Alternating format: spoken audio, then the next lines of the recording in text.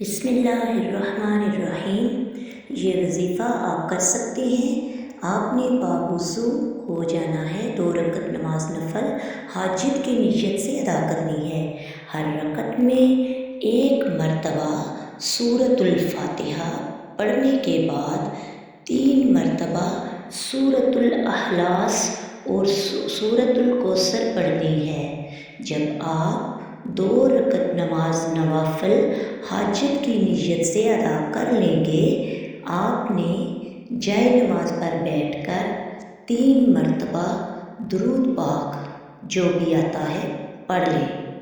پھر درمیان میں 129 مرتبہ سورۃ الکوثر پڑھنی ہے۔ ہر مرتبہ بسم اللہ الرحمن الرحیم کے ساتھ سورۃ الکوثر کو پڑھنا ہے۔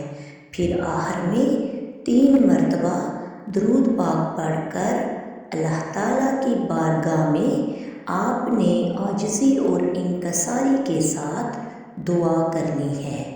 جب اتنی تعداد میں سورۃ الکوثر کو پڑھ لیں گے تو آنکھیں بند کر کے اللہ تعالیٰ کا نام یا سمیع کو 100 مرتبہ پڑھنا ہے۔